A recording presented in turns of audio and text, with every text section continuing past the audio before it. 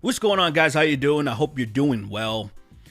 I'm gonna talk about Lia Thomas. This situation has blown up so much more. Like, I've never talked about the trans women in sports, in athletic sports, competitive sports, combat sports. I've never talked about that because, let's be honest, they're kind of isolated incidences. I know the media, likes to blow up the trans panic quite a bit. But at the end of the day, when you think about how many trans people there are actually in the world, and to think about how many of them, of those small amount of numbers, are actually trying to get into sports, it's so very little that I'm like, oh, that's a crazy situation, but I'm like, whatever. That's usually how I would see it as. This one's a little bit more intriguing, and it's also, I feel like I have a lot more knowledge on it because of like TRT and hormone replacement therapy, something that I've actually dabbled in. And I'll get into in a little bit because I think it's really important. That's what really made me interested in talking about it. And the thing that also made me interested in talking about it was seeing Derek from More Plates, More Dates cover it. Now, More Plates, More Dates, he's a YouTuber. A lot of you probably know about him. He actually ended up going on Joe Rogan's podcast, which I thought was pretty cool. But I find him really interesting because, he talks about HRT a lot. He just talks about testosterone in general and steroids and if people are natty or not and stuff. Very knowledgeable person, helps run a clinic, or I think he owns it or something like that. But anyway, I want to show you this picture though. I think that's what's capturing everybody's attention, where it shows Lia before as a swimmer being ranked 462 and then being ranked number one now as she transitioned. So a lot of people's eyes are like, what's going on here? This, like, the implications are kind of massive when you see this. And I get it. I get that when you see something like this, like, there's definitely some buffoonery going on, because for you to be able to skip that far ahead, there's like, what is this? So it kind of comes down to, people are saying this is cheating, this is unfair, which I understand that. And then there's other people that are kind of being like, you're taking this way too far. Everything's within regulation. Y'all are just bigots. Now, I think there's a little bit of both, really. I think with this specific subject, when I get into some of the stuff, I feel like can be classified as cheating, even though it is sanctioned. And I'll get into that, the sanctioned cheating. I think that's kind of really important to focus on. And then there's people that normally would not care about cheating at all, but now the only reason they're talking about this is because it has to do with a trans person. I want to make it clear that I have no problem with trans people. I don't. It doesn't bother me at all. There's people that it does bother, like, that's a guy. That's just a guy. I'm like, yeah, we get it. You're an asshole. We get it. Stuff that doesn't need to be stated. We know what a trans person is, whether it's male to female or the other way around. If you respect them, you're going to respect their wishes, and you're going to respect what they want to be called and whatnot. In the sports situation, things does get a little bit more complicated. But it does not mean they need to turn into a piece of trash and just be like, that's a guy, and all this stuff. I'm like, dude, relax. Like, if you genuinely cared about the cheating, you would only be talking about that, right? Because cheating, it doesn't just stop at a trans person trying to infiltrate sports or whatever. PED usage is rampant in professional sports or competitive sports, and I think it's a huge problem. And I think this situation right here is essentially something that falls into that, in a way where it's like, okay, this isn't a natural person that just has a natural advantage over these other women, so it's essentially cheating. There's no way to look around, even with the regulations and the requirements put on this person. It's still, at the end of the day, it's like, it's not good enough. And I'll give examples, but I just want to read something real quick. Lia is a 22-year-old woman who swims for the University of Pennsylvania's women's swimming. She is also transgender. Lia has satisfied all the NCAA regulations required to compete in the women's category. She has taken testosterone suppressants and estrogen supplements to reduce her testosterone levels to the average cis female levels. We'll get back to that in a second. And has done so for at least 1 year. Per the regulations, in fact, she completed 2 years of HRT before beginning.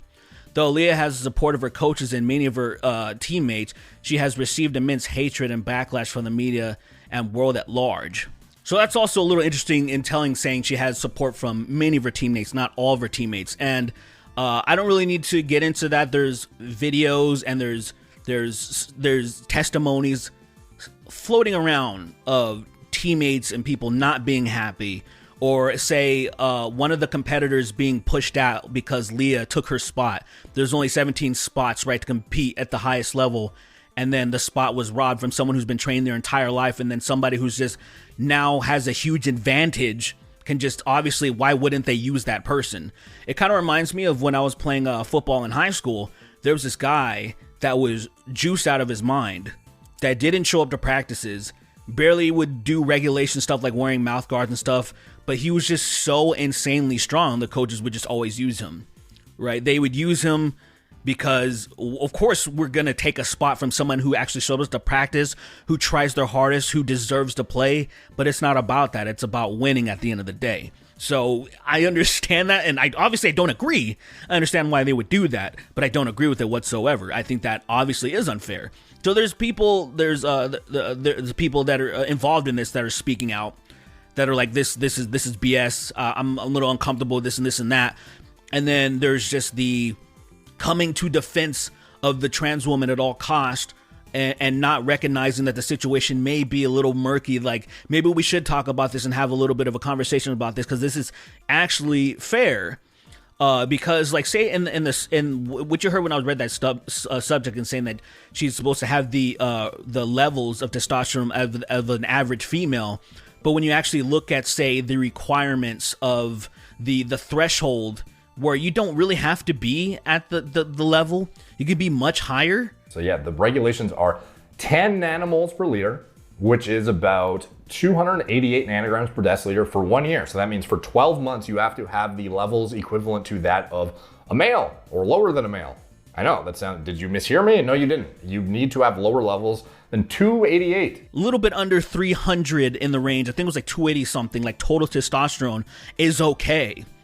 And that's a little bit of an eyebrow raise, because to essentially, like, say the average guy, the low end of an average guy is like 300 total. And say on average, a woman would be somewhere around like 50, like under 100, right? And so it's kind of like a little weird. It's a little bit strange. And this is where like my experience comes into play a little bit, because I've talked about when I moved to LA and I was staying at my grandma's house. Like, you guys can see some old videos where I was just at my sickest. I felt terrible. I found out that my testosterone plummeted, and I was trying to figure out what was happening. I tried to have a couple different endocrinologists help me out with this, but with their stupid regulations where it's like, well, I dipped under 300 at one point, and then they were a little bit concerned, and then when I was just fluctuating around like 300 and stuff, feeling like trash, having hot and cold flashes, I injured my Achilles and it would not heal. I mean, my arm, I injured my shoulder right by my armpit a long time ago, and then it felt like my arm was gonna fall off. I have a herniated disc in my neck, my cervical spine, and it like I felt like my neck was gonna snap. Like, everything just felt terrible to me. And then these people wouldn't help me because per their guidelines, you can still be in the 300 range as a man and you can be totally fine. That may be for some people, I guess, you know, like the spectrum is 300 to 1,000 of total testosterone. And I'm like, bro, the way that I'm describing how I feel, obviously this is not where I'm supposed to be, but they're just like, it's out of my hands. Then I went to a clinic and they helped me the same day. And got on TRT, and then all of a sudden, holy crap, I feel like a regular person again. I feel normal. I'm starting to feel strong again. Like, absolutely ridiculous. Now, my whole point is just being that close to the normal, I guess, where their guidelines are, I feel like is a little bit kind of iffy. And it feels like, and with the type of suppressants that she was allowed to take, where it's just like a daily thing. And so it's very easy to skirt around this stuff, right? It's very easy to cheat. And let me be real about the whole cheating thing. Like, I feel like if this person genuinely felt like this is unfair, I feel like they wouldn't compete. I feel like if this person did understand how much of an advantage she did have over her teammates and the people, and to see the huge jump of rank, like, she understands this. Thing is, she doesn't care. And I feel like that's what sucks. Like, there's a lot of people, when they do have an advantage, a massive advantage like that, they don't care about that. Now, some of the counter arguments that some people are trying to make is also that what about people who are naturally just better? Like I read that one post. There's another post, there's a little slide where they're talking about like Michael Phelps, for example. Michael Phelps had such an advantage over a lot of swimmers just because of naturally how he was. I think he had like web feet, just everything, his torso, his length, everything that gave him an advantage to be such an amazing swimmer. I feel like, well, that it is what it is when it comes to that. Like, he didn't do anything other than just being born, and then there you go. He didn't have to alter his genes or do anything, alter his whole, you know what I'm saying? He doesn't alter anything to be like, now I'm the absolute, like, I'm the best, because that's when things get a little bit weird, where you're like, what's going on here? You know what I mean? Like, what's going on here? Something's not adding up. I think that's the big difference, where it's like, if Lia Thomas was just born the way she was, like how the way she is now, and was just destroying records, nobody would say anything, because that's just the luck. You just, boom, luck of the dice. That is the role. You know, we know life isn't fair in general, but we try to make competitive sports as fair as we can. And so essentially it's like, that's just the luck of the draw. It's like usually like say when you strongman competition, there's some people that will never be able to compete. It doesn't matter how many steroids, how many PEDs they take, they just don't have the genetic frame to be as strong and to grow as big as some of the biggest people. Combat sports, you know, running, all that stuff. There's some people that just will always be at a disadvantage even if they do cheat. So we understand that. It's just we try to discourage people from taking hormones to gain an advantage, and it just becomes a problem.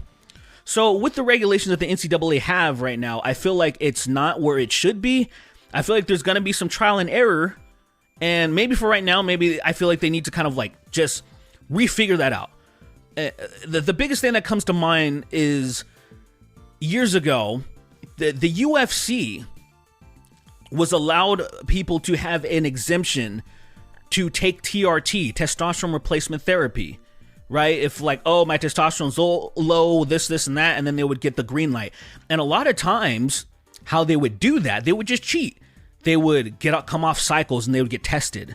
They get tested a few times and the doctors would be like, okay, you have proven to having ridiculously low levels, you need TRT.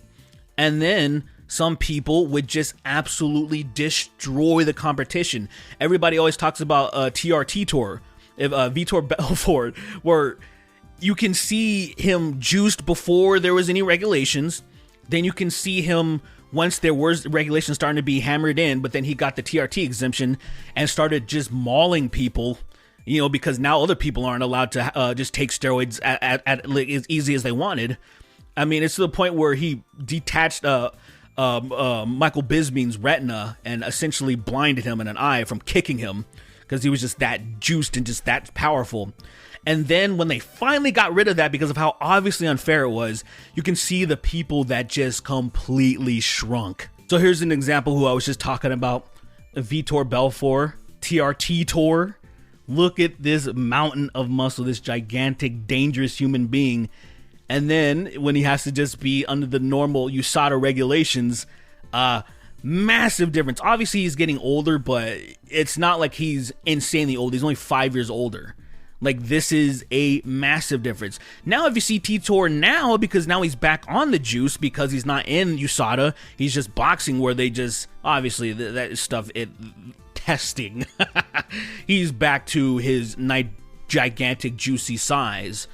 And that's essentially what people are doing. They're skirting around the systems of doing this, and what Lia Thomas was essentially able to do, from just in my opinion, is essentially kind of have sanctioned cheating, where in TRT tour was completely legal. It was like sanctioned cheating, and then it seems like that's what's happening with this. So, and I'm somebody who I feel like they can do better to regulate things better, to make sure stuff like this doesn't happen when you have someone who's ranked so low with the men, who's obviously still a great swimmer. Average people will not be anywhere on that rank at all. Even 400, no, they'll be not anywhere within the 400s or anything, right? So obviously still a good swimmer. Still been doing it all, like, entire life, right? And then transition and then destroys the competition. It's a little suspect, man. It's a little suspect. We all raise eyebrows when we see that with other people too. When we see other combat sports where it's like, this person used to suck and now they're completely amazing. What is happening? Something doesn't make sense. And I even speculate with that in the UFC. Like, you know, I'm talking about the UFC in general because there's some old people making some comebacks.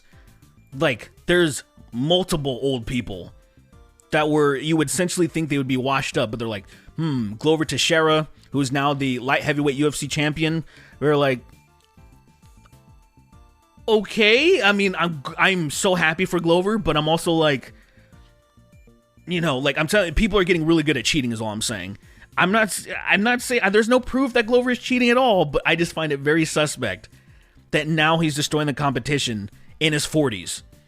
Andrei Arlovski, one of my favorite fighters, man, the Pitbull, former UFC champion. He is on a winning streak. He's on a tear. If he keeps going, he's gonna get a shot at a championship. But it doesn't make any sense.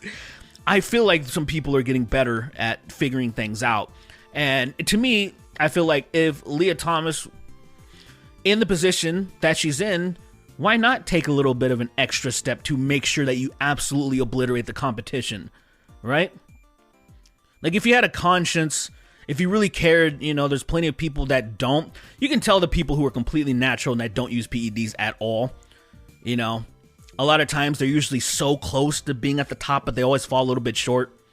You know what I'm saying? So I feel like that's kind of my thing right there, and that's kind of my take. And I guess the last thing to even focus on at all is because there's a lot of people that are angry at the implications of the ranking when you see the 462 to number 1, where it's like implying that just women are like weak or they suck or something like that. And I've seen a lot of conservative, like, you know, just bigots that are just throwing that out there like, oh, why do we even have women's sports and this and that? I think those people are absolutely ridiculous. I think they should shut their mouths because I love sports. I love competition. I love women's division. I love seeing women compete. Some of my favorite fighters are women. Rose Namajunas, she's one of my favorite fighters. She's awesome. You know, I'm just saying, like, that's silly, but at the same time, they're weight classes and women and men's divisions for a reason. It's trying to keep things as fair as possible. And if you were to take, like, say, a women's bantamweight in mixed martial arts and pit her against a men's bantamweight, it wouldn't be good. It wouldn't be good, like, say, taking Juliana Pena versus Piotr Jan in the UFC. And then you can just see, like, why we wouldn't do this. You know, there's levels to this stuff. There are biological advantages. We know this. If you're watching this, you obviously know this. There's some people that, you know, you've come across some of those people that like to say, like, there's no difference or it's just weird. I mean, we know why women are afraid to walk alone at night because of all the disgusting men that can take advantage of them and just maul them and all this stuff that does happen, that shouldn't happen, obviously, but we know why it happens. There's these disgusting freaks that like to prowl the streets. We know this. We know this is the thing. Like, all the people, those people that are saying stupid shit like that, they know this as well, right? But anyway, I just think overall to kind of like wrap things up because, you know, I've been talking a lot in a lot of different directions, but as far as Lia goes, I feel like, in my opinion, with the regulations, it's not good enough. I think Lia is allowed to, it's sanctioned cheating. I don't think it, like, the thing about her being trans doesn't bother me in any way, shape, or form. I think it's just like when the UFC was allowing sanctioned cheating with testosterone replacement therapy. I thought it was just as ridiculous. Like, I think that's what it really comes down to for me, where I'm like, all right, you're obviously doing some very unfair stuff right now. This isn't cool. Y'all need to look into it. Is it the end of the world? Is it a bigger thing than people are making out to be? No. It's not rampant. It's not like, say, every trans person that exists wants to be a professional athlete. And on top of that, it's not like they could be, because most people can't be a professional athlete. Doesn't matter if they're trans or not.